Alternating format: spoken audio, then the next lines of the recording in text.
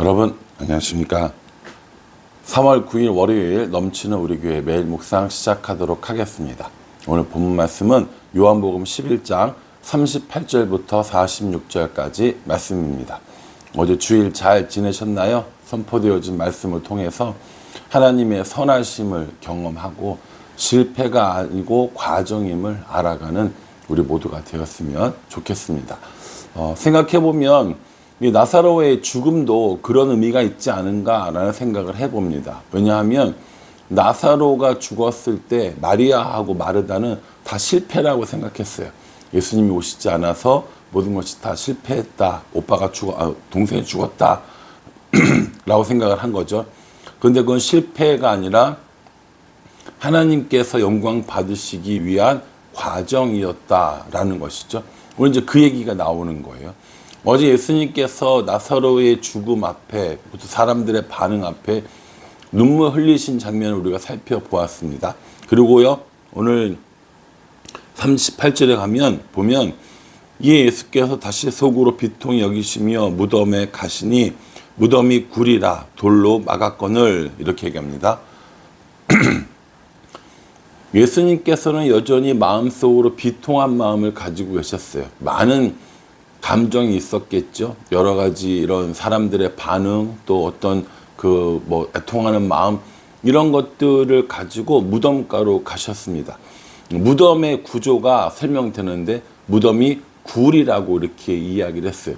굴 속에 들어가서 사람들이 거기서 그 시신을 가운데 탁자 같은 데다가 놓고 나머지 벽면은 다 항아리 같은 데가 있어서 그 뼈를 나중에 수습해서 넣는 그런 구조로 되어 있단 말이에요. 그러니까 이제 그 무덤가로 가서 예수님께서 뭐라고 얘기하시냐면은 돌을 치워라, 이렇게 이야기합니다. 동굴 같은 데가 이렇게 있고요. 그 앞을 이제 돌로 막아놓은 거예요. 이제 앞에 이제 굴이 이렇게 있고 앞을 돌로 막아놓은 거예요.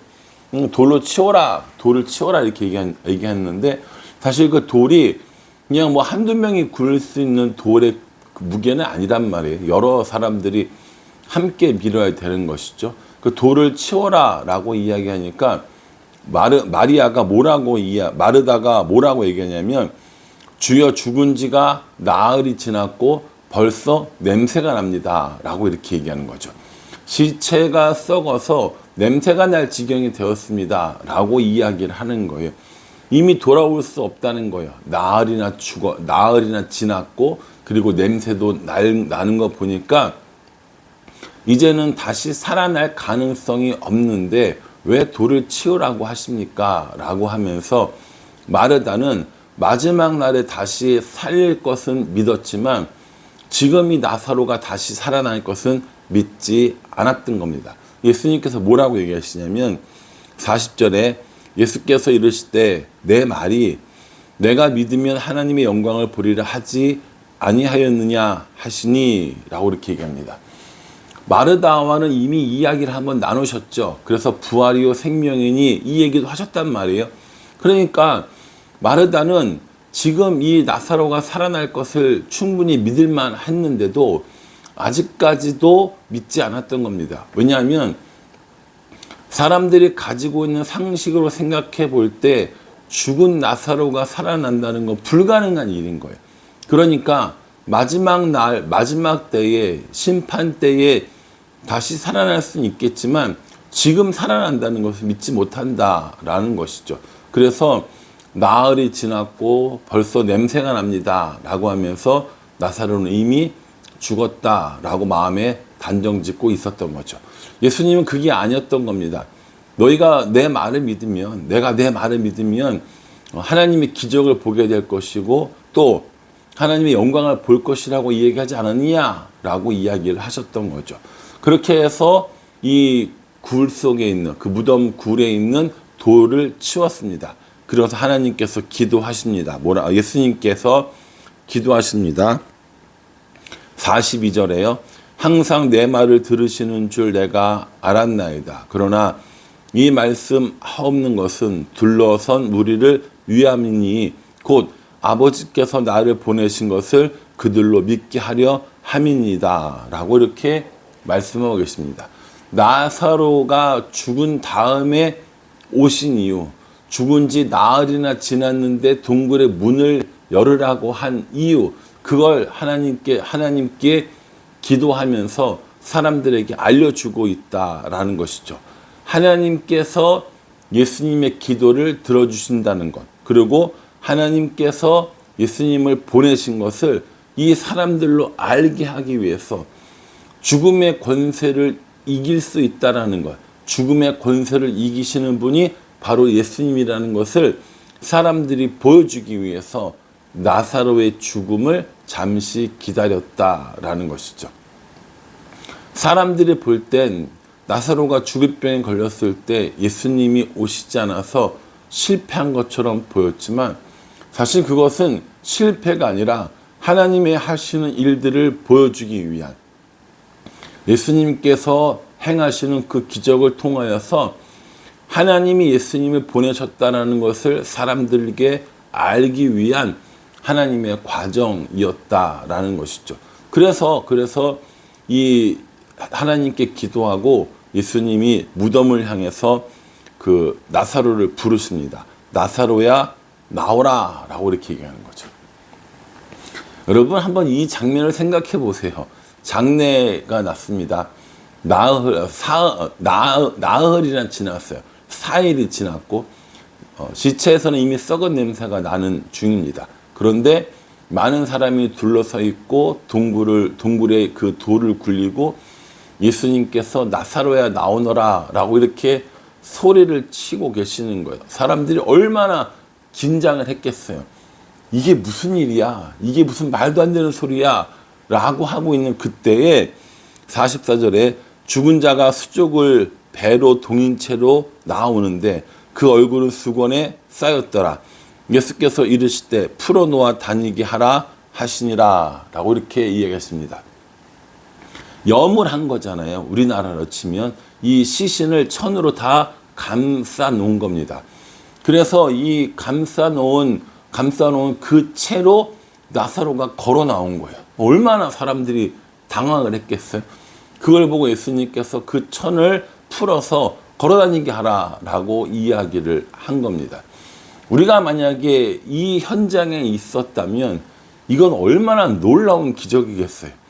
이미 앞서서 병든 자를 고치시고 눈먼 자를 눈뜨게 하고 이거랑은 전혀 차원이 다른, 이미 죽은 지 나흘이 돼서 시체가 썩은 냄새가 나고 그런 사람을 향해서, 그런 시체를 향해서 일어나서 걸어 나와라 라고 이야기를 하시고 정말 그 시신이 걸어 나오고 이 천을 다 감은 채로 나온 그 시신을 봤을 때 사람들이 어떻겠냐는 거죠. 정말 엄청난 일이 벌어진 거잖아요. 이 나사로의 죽음 그리고 다시 살아남을 통하여서 하나님의 아들이라는 것을 정말 확실하게 사람들이 임팩트 있게 알게 된 거고, 나중에 시간이 지나서 예수님도 그렇게 살아날 것을 사람들에게 보여준 일종의 퍼포먼스였다라는 것이죠. 사람들의 반응이 얼마나 대단했을지, 얼마나 놀랬을지, 이 정말 상상할 수도 없는 그런 분위기였을 거라는 거죠.